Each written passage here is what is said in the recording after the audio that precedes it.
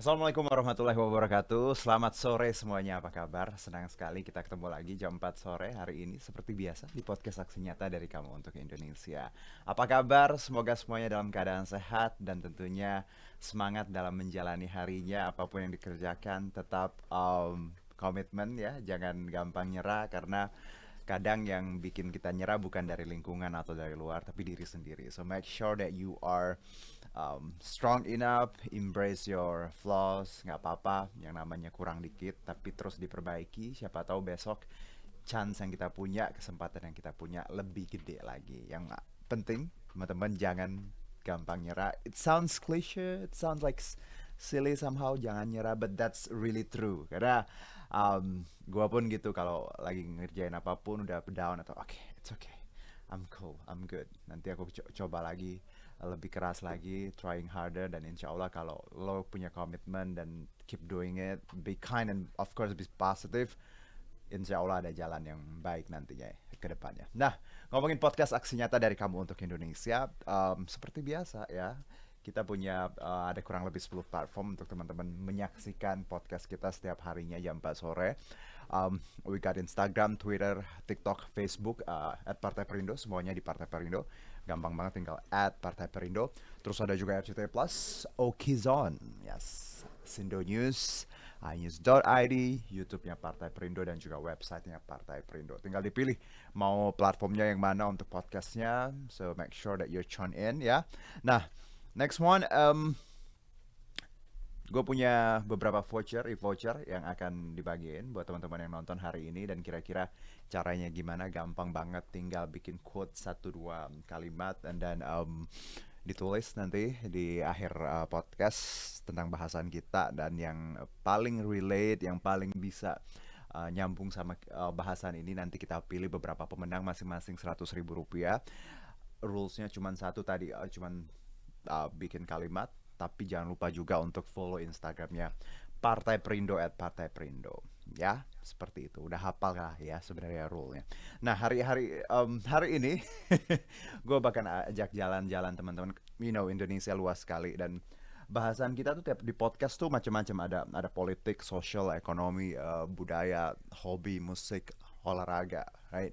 Dan kadang kita juga ngebahas beberapa tempat, Bogor, beberapa kali Sumatera juga, and then Sulawesi juga pernah. Nah, karena Indonesia luas ya, Indonesia nggak hanya Pulau Sumatera, Jawa.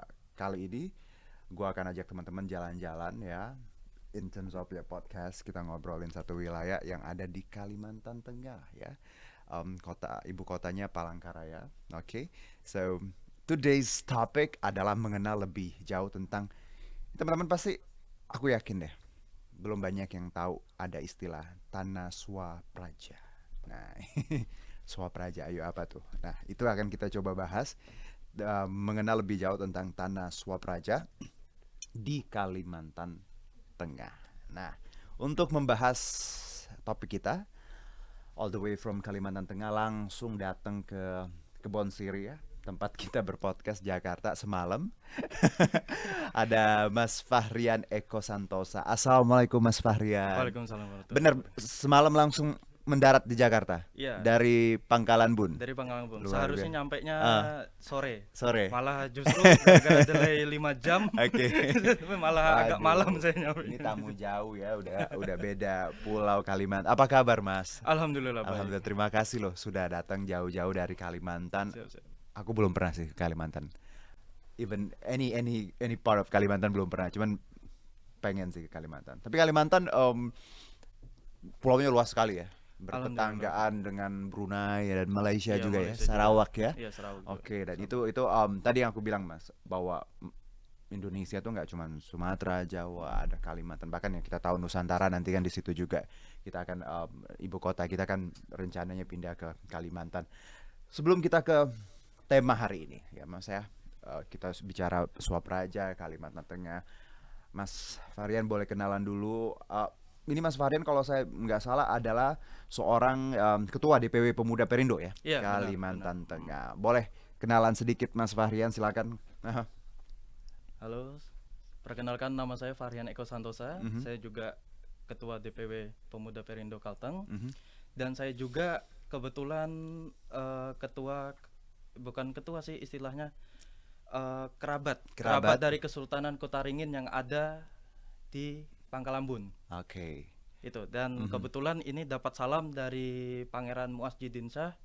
Beliau adalah Menteri Luar Kesultanan Kutaringin. Menteri Luar Kesultanan Kutaringin. Menarik ya, ada sebutan ini, ada bahasannya. Tapi nanti coba saya tanya, karena suap raja saya juga tadi sempat belajar bahwa memang kalau dari artian luas ya, yang biasa ya dari istilahnya Mbah Google adalah wilayah atau daerah yang memiliki hak-hak pemerintahan sendiri, kira-kira seperti itu.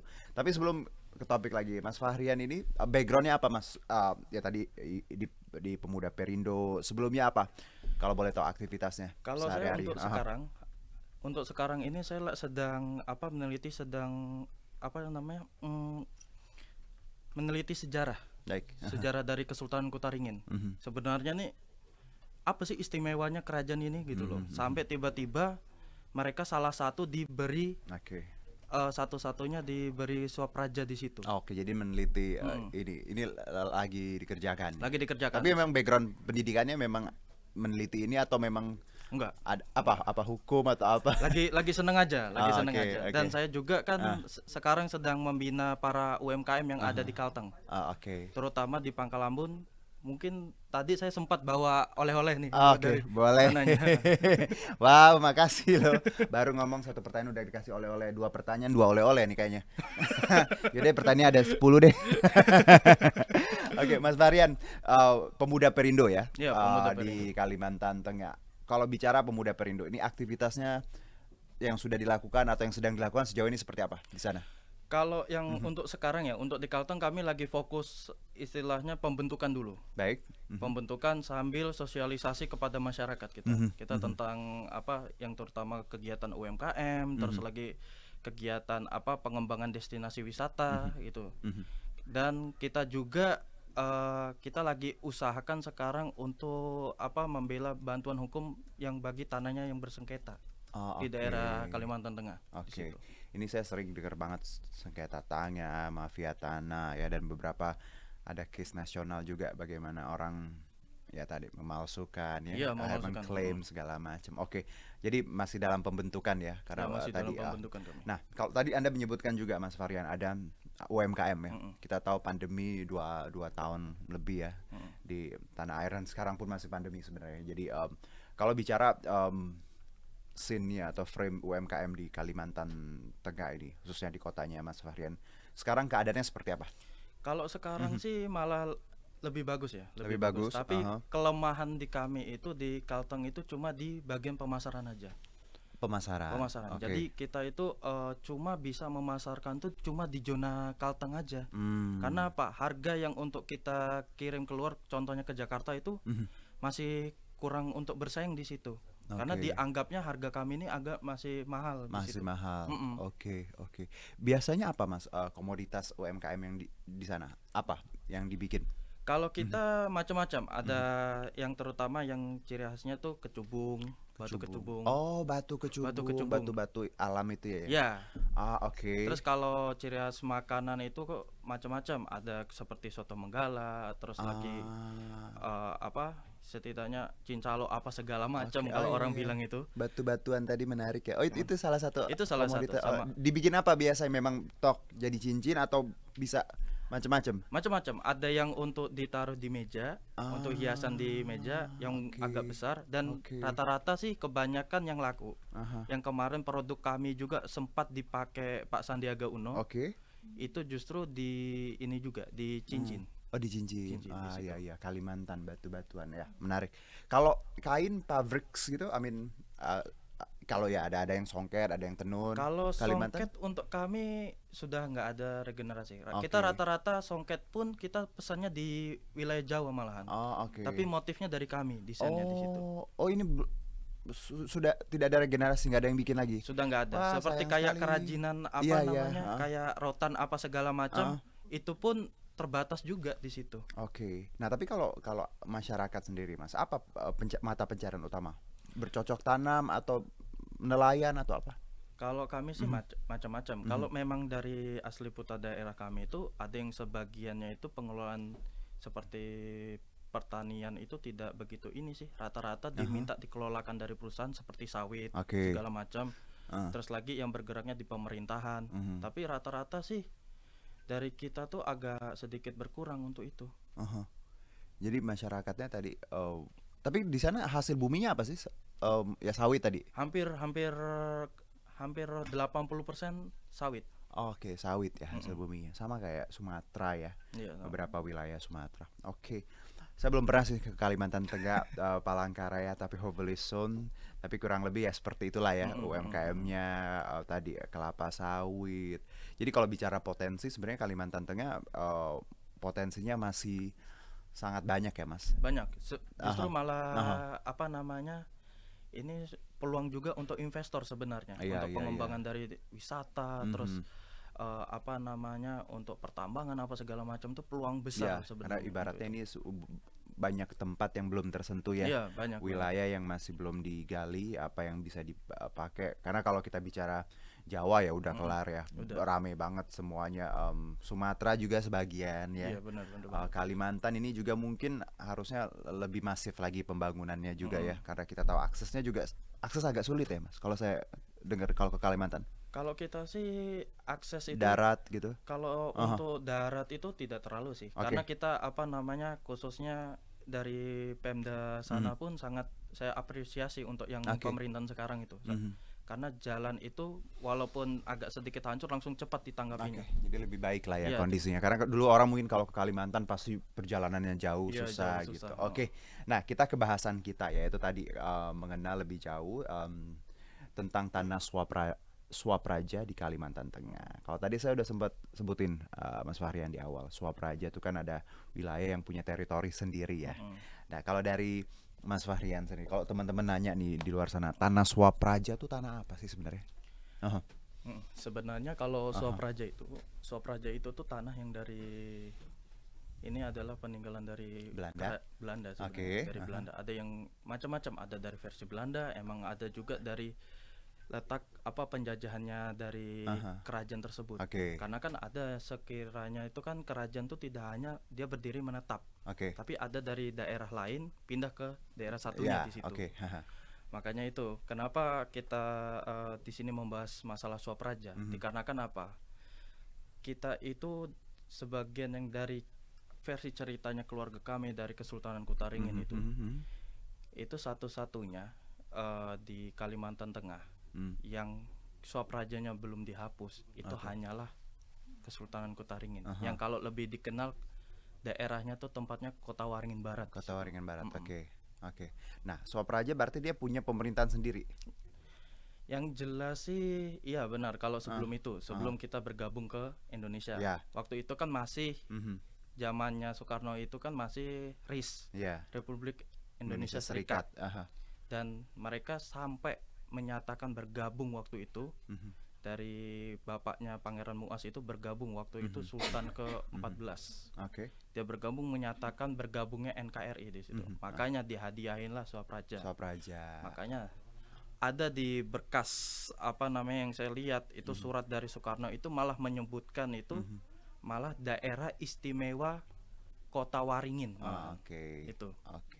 Jadi kalau bilang tanah Swapraja itu adalah tanah bekas kerajaan dulu ya. Ya, kerajaan dulu. Entah itu udah hadiah dari Belanda atau memang dari kerajaan itu sendiri. Nah, ini berarti tanahnya milik, kalau sekarang jatuhnya milik kerajaan ya. Milik kerajaan. Milik kerajaan Kota Waringin tadi. Waringin. Nah, pengelolaannya seperti apa Mas tanah Swapraja ini? Kalau Swapraja tuh untuk sekarang ya. Kalau untuk sekarang belum ada penerapan malahan. Karena apa ya? Karena gini, semuanya itu kan ibaratkan kerajaan kan sudah tidak berlaku lagi semenjak adanya Indonesia di situ. Nah, saya tuh pas pas kagum lagi ketika Pak Jokowi itu mengeluarkan PP 18 tahun 2021 di situ. Yang menjelaskan di pasal 98 itu bahwa kita ambil ke intinya bahwa itu yang masih ada Swapraja yang berhubung sama Swapraja itu pengelolaan langsung sama yang kerajaan tersebut. Oke, dibalikin lagi dibalikin ya ibaratnya. Oke. Nah, tapi belum sampai ke bawah. Oke. Makanya ini perlu banget di situ. Oke. Karena mungkin ya dengan peraturan ini Pak Jokowi sadar bahwa ya namanya tanah kerajaan, kalau kerajaannya masih ada, keturunannya memang haknya mereka ya, haknya seperti mereka, itu. Oke, jadi PP nomor 18 2021 harusnya seperti itu. Tapi sekarang di lapangan belum ya. Belum. Kenapa Mas? Apa memang karena ya baru sih 2021 ya? Memang sosialisasinya belum kayaknya, belum sampai ke bawah. Baru istilahnya baru di pusat kayaknya itu. Oke. Kalau sebelum ada aturan ini, tadinya tanah Swaperaja ini jadi kayak berarti sengketa dong. Apakah milik pemerintah atau milik apa tadinya sebelum ada PP nih? Masih sengketa, semuanya sengketa. Oke. Sampai terjadi ada sampai dengar sengketa tanah adat. Terus tapi yang rata-rata itu sengketanya bukan sama pemerintah sih. Oh, sama swasta malah. Justru sama perusahaan. Yang memiliki HGU. Oke. Karena klaim HGU tadi mereka merasa itu tanah mereka padahal tanah Swaperaja tadi. Oke. Jadi sebenarnya peraturan ini bagus ya hadir, tapi tadi memang sosialisasinya belum ke lapangan segala macam. Karena dengan adanya peraturan ini berarti tanah yang memang miliknya ya wilayah itu, kerajaan itu ya memang harusnya itu bukan miliknya swasta ya. Apalagi ya tadi pemerintah aja mengerti gitu kan. Mengerti, seharusnya mengerti. Oke, jadi di lapangan berarti sebelum ada peraturan ini ya sampai sekarang pun sering ya Mas ada problem seperti ini bahwa ini tanah Swaperaja tapi diklaimnya sama swasta gitu-gitu. Sering banget. Sampai dibilangnya ada yang sebagian dari family itu dia mau megang bukti yang kuat. Sama sana dibilang tanahmu itu tidak berlaku di situ. Yang ini punya saya. Ini buktinya yang mengeluarkan BPN. Nah, makanya itu semenjak kita mempelajari ada yang baru ini. Itu istilahnya bukti kemenangan lah istilahnya. Betul. Karena ya lagi-lagi ya sebenarnya kalau kita lihat ya tadi apalagi swasta harusnya mereka tunduk dengan peraturan dan ini kan kearifan lokal ya apalagi kalau bicara sejarah kerajaan yang ya siapa yang dulu yang menempati tempat itu yang memimpin membangun segala macam ya memang kalau memang haknya memang sudah seharusnya miliknya. Nah, kalau bicara tanah ini sendiri Mas, di Kalimantan Tengah ya tempat Mas Fahrian ini, ada berapa banyak dan seperti apa pengelolaannya sejauh ini? Tanahnya berapa luas atau apa? Kalau yang untuk kira-kira aja. Kalau kayak dulu ya, kalau dulu itu kita mulai hampir istilahnya separohnya Kalimantan Tengah. Tanahnya. Kalau dulu, oke. Kalau kita yang untuk sekarang tuh paling cuma asetnya itu cuma Istana Kuning sama yang bawahnya tadi lapangan Tugu itu aja. Ya, yang saya lihat tadi ya ada. Tadi saya lihat teman-teman juga bisa sih Google nanti Istana Kuning ya, Kesultanan Kota Waringin. Jadi istana itu sama lapangan di bawahnya. Cuma itu aja. Asetnya cuma istana yang yang diakuin itu aja, nggak ada yang lain. Waduh, yang harusnya kan tadi kata Mas Fahrian ya agak lebih luas ya. Agak lebih luas. Termasuk daerah ini Tanjung Puting yang sekarang jadi konservasi orang utan. Itu sebenarnya sudah dicap dari zamannya Hindia Belanda. Dicap pemilikannya punya Kesultanan Kutaringin. Dari zaman Belanda pun dari zaman Belanda, malah justru berkasnya lebih lengkapnya yang di Universitas Belanda langsung. Kalau kita bisa lihat, itu saya agak lupa nama universitasnya, agak lupa itu langsung dia menunjukkan berkas arsip-arsipnya ada semua. Jadi wilayah apa tadi yang disebutkan milik tadi? Tanjung Puting. Daerah Tanjung Puting. Itu harusnya punyanya Kota Waringin. Tapi sekarang? Sekarang masih dikelola oleh Pemda sama TNPT. Wah, oke. Nah, sebenarnya apa sih Mas yang diinginkan oleh istilah keturunan ya, yang warga setempat ya, istilahnya yang memang pewaris dari kerajaan segala macam yang memang asli lah putra daerah. Apa yang diinginkan dari kepemilikan Swaperaja ini sebenarnya? Sebenarnya kami itu ingin bisa berkolaborasi dengan pemerintah. Baik. Jadi misalnya contoh kita punya tanah di lokasi yang view-nya bagus. Itu kita bangunkan untuk mengundang investor, istilahnya membagi hasil juga di situ. Dan juga kita kepengennya seperti kayak ini sekarang kan dia yang posisi tanahnya perusahaan itu kan HGU. Dia batasnya mungkin sampai 20 sampai 25. Nah, setelah itu kalau sudah masanya habis itu dibatasin lagi. Karena apa? Sebagian itu kita kalau bisa itu dikembalikan menjadi hutan lagi gitu loh. Karena itu kan untuk apa namanya kepentingan, tidak hanya kepentingan dari pihak kerajaan sendiri tapi kepentingan masyarakat. Untuk semua juga gitu. Jadi ada istilah konservasi juga ya. Iya, benar. Jadi sebenarnya yang saudara-saudara kita inginkan ya warga asli tadi yang bahwa dikembalikan, tapi juga bisa kolaborasi dengan pihak asing dengan beberapa peraturan, tapi tetap tadi bahwa kalau bisa nanti tetap hutannya ada seperti itu ya. Jadi bukan bicara ego ya Mas ya, berarti ya bukan ego. Oh ini gua asli sini, gua mau ngambil tanah ini, ntar gua mau semaunya, bukan itu ya. Bukan. Jadi lebih ke tadi pemanfaatan bersama ya. Karena kalau kita lihat sekarang yang harusnya tanahnya hasilnya bisa buat masyarakat setempat, tapi lebih ke swasta gitu ya. Swasta malahan. Jadi intinya seperti itu ya Mas ya. Nah perjuangannya sejauh ini kalau tadi kan sudah ada PP-nya sebenarnya. Apa yang dilakukan teman-teman di sana untuk berjuang tadi agar ya yang ya walaupun tadi setengahnya Kalimantan ya, tengah harusnya, tapi kan paling nggak ada yang bisa balik tuh seperti apa? Kalau kami untuk sekarang dari pihak keluarga pun memperjuangkan ini aja, konflik memenangkan sama pihak dari perusahaan swasta aja di situ. Nah, kalau untuk di pusat kami belum ada. Kami malah kepengennya kami itu bisa terakses sama pusat gitu. Pusat ya. Pertanahan mungkin ya. Iya, pertanahan BPN di pertanahan. Sama KLH. KLH, iya, lingkungan hidup itu. Ya? Lingkungan hidup. Itu belum ada komunikasi atau apa? Belum. Nggak, harusnya juga. Karena kan harusnya ada. Negara juga harus hadir ya. Karena kan ini kan kepentingan rakyat aslinya. Bukan kepentingan swasta. Tapi kalau kita lihat Mas, pemanfaatan tanah-tanah tadi, kalau Mas Fahrian bilang bahwa sejauh ini memang sudah dikelola masif atau baru sebagian yang sudah dikelola swasta biasanya dari pengalaman?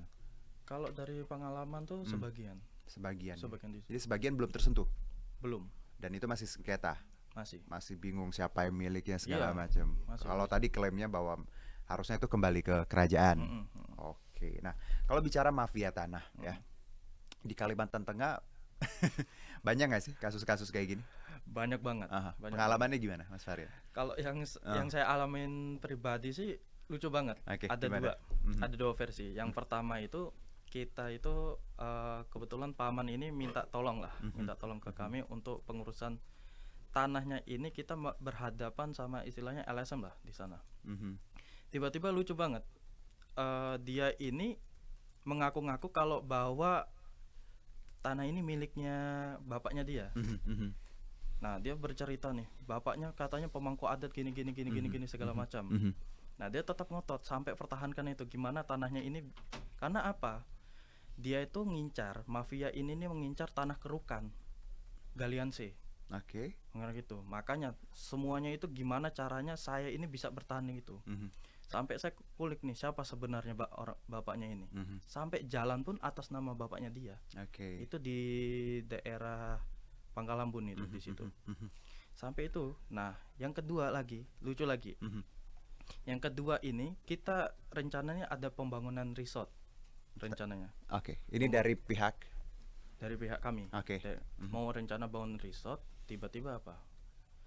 Kami itu kecolongan. Sebelumnya dari family kami, dari anaknya nenek ini, dia itu kan rencananya itu mau mengubah ke SKT, masih nama milik orang, SKT yang lama. Sedangkan yang diamanahin di SKT malah ditukar sama SKT palsu di situ. SKT palsu. Tiba-tiba pas kami rencananya mau memploting atau mau mengecek ke lokasi, tiba-tiba apa? Dari SKT tersebut ternyata lurahnya bilang ini palsu, ini enggak ini, yang benar pemiliknya ini. Sampai sekarang kita pun sampai bingung. Tapi kelemahan kami adalah kenapa waktu itu tidak fotokopi. Itu kelemahan kami. Makanya sampai itu kami belajar bahwa dunia mafia tanah ini memang kejam banget. Saling klaim tadi dan gunakan segala usaha ya untuk tadi mengatasnamakan siapa segala macam, tapi kalau dicek ternyata salah. Dan ini bahaya sih, bahaya banget karena kalau kita lihat ya, haknya siapa harusnya, tapi ya karena segelintir orang bisa diklaim, dikelola, terus pemanfaatannya diambil untuk kepentingan pribadi gitu. Wah, itu harusnya ya tadi negara hadir ya, Mas Fahrian. Dan bicara Kalimantan Tengah, wilayahnya wow, ya di peta aja pulaunya gede banget. Kalau kita bicara ya istilah logiknya ya, Kalimantan kan yang agak gemuk gitu kan pulaunya. Jadi kebayang gimana lahannya, gimana pemanfaatannya kalau di tangan yang salah ya. Dan Swapraja ini jadi knowledge baru sih untuk kita, gimana bahwa beberapa tanah memang milik kerajaan. Dan sebenarnya sengketa kayak Swapraja ini nggak cuma di Kalimantan, Mas. Saya pernah baca Sumatera juga beberapa kerajaan, even Yogyakarta juga, wilayah yang memang Solo ya, Surakarta, wilayah yang memang zaman dulunya ya sama kayak Kalimantan ada kerajaan. Ya lagi-lagi ya tadi ada yang wilayahnya harusnya punya kerajaan, tapi tadi ada beberapa pihak yang jahil. Tapi semoga permasalahannya bisa cepat kelar ya, Mas. Dan juga tadi peraturan PP nomor 18 itu ya, 2021 bisa dilaksanakan, karena itu juga kalau tadi yang Mas Fahrian bilang bahwa udah jelas sih sebenarnya ya, Pak Jokowi bilang apa ya, perintahnya seperti apa, bahwa tanah yang miliknya atau Swapraja harus kembali ke yang tadi, baik itu pewaris segala macam. Karena kan kita tahu Indonesia kan dulunya macam-macam ya, tiap daerah ada kerajaan apa, kerajaan kesultanan. Sumatera juga banyak kesultanan segala macam. Jadi ini pelajaran untuk kita semua. Satu mungkin Mas Fahrian, Anda sebagai putra daerah Kota Waringin ya, Kalimantan Tengah, harapannya ke depan apa? Kalau saya sih yang istilahnya yang untuk menurut saya sih ini untuk disampaikan ke semua kalangan itu, agar inilah yang tadi dibilang PP 18 ya, tahun 2021 itu agar bisa disosialisasikan sampai ke tingkat desa gitu loh. Dari pusat sampai ke desa. Dikarenakan apa? Banyak yang dari masyarakat yang di desa di apa segala macam tuh dia belum paham tentang itu. Belum tahu juga. Karena ini juga mempersempit ruang mafia tanah juga untuk dia memperebutkan tanah yang tidak bertuan apa. Sebenarnya semuanya itu tuh tanah tidak ada yang tidak bertuan, semuanya bertuan semua di situ. Tapi kita harus mempunyai apa istilahnya, menunjukkan berkas-berkas bahwa itu milik kita itu di situ. Oke. Baik, Mas Fahrian, terima kasih. Ya, kapan-kapan saya ke Kalimantan Tengah. Siap. Di mana tinggalnya di Kalimantan Tengah? Di Kota Waringin Barat. Kota Waringin Barat. Waduh, saya sering dengar Kota Waringin, Pangkalan Bun ya. Tapi belum pernah ke sana. Tapi semoga ada kegiatan nanti ke sana, karena Indonesia luas, Kalimantan juga potensinya luar biasa, dan semoga makin banyak anak-anak muda ya dari Kalimantan Tengah yang care, yang bisa jadi pemimpin di rumahnya sendiri ya. Jangan sampai orang asing jadi pemimpin di tanahnya kita gitu. Dan semoga tadi pemanfaatan tanah ya, hutan, semuanya balik lagi ke rakyat untuk kepentingan rakyat ya. Kita nggak bicara nilai ekonomi, nggak apa-apa dan nilai ekonomi, tapi konservasi juga harus diperhatikan, karena Kalimantan kan salah satu paru-parunya non Indonesia doang, dunia juga ya. Kalau pohonnya hilang ya sayang sekali, kita semua dirugikan kan. Dan berkaitan dengan Partai Perindo, ini kampanye aksi nyata dari Kamu untuk Indonesia, ini relate banget dengan movement yang dijalankan oleh Partai Perindo. Ini nilai-nilai yang harus teman-teman jalani setiap hari. Nggak cuman ini nilai-nilai dari Partai Perindo, tapi ini pribadi kita sendiri harusnya punya nilai seperti produktif, solutif, modern, bersih, berintegritas, peduli, dan turun tangan untuk Indonesia sejahtera. Dan Partai Perindo memanggil putra-putri terbaik Indonesia melalui konvensi rakyat untuk bergabung di program penjaringan secara daring bagi warga negara Indonesia yang berminat untuk mendaftarkan sebagai bakal calon anggota legislatif di semua tingkatan DPRD, kabupaten kota, provinsi, dan RI. Caranya gampang banget, tinggal ke konvensirakyat.com. Terus untuk teman-teman yang ingin mendaftar sebagai anggota Partai Perindo, bisa ke partaiperindo.com atau klik bit.ly/member Partai Perindo. Dan terima kasih yang sudah memberikan quotes atau kalimat ya selama kita ngobrol tadi. Nanti kita umumin pemenangnya di Instagram Partai Perindo minggu depan. Tinggal follow ya @partaiperindo. Terima kasih Mas Fahrian, sekali lagi sehat-sehat ya. Insya Allah kita ketemu lagi. Sukses untuk Kalimantan Tengah. Terima kasih juga untuk Partai Perindo yang selalu bergerak dengan aksi nyata. Semoga Partai Perindo semakin sukses, maju, dan terus memberikan yang terbaik untuk Indonesia sejahtera. Saya Herjuna Syaputra, salam aksi nyata dari kamu untuk Indonesia. Bye-bye. Okay. Marilah seluruh rakyat Indonesia, arahkan pandanganmu ke depan. Raihlah mimpimu bagi nusa bangsa, satukan tekad untuk masa depan. Pantang menyerah, itulah pedomanmu. Hentaskan kemiskinan cita-citamu, rintangan tak menggentarkan dirimu. Indonesia maju, sejahtera tujuanmu, nyalakan api semangat perjuangan. Dengunkan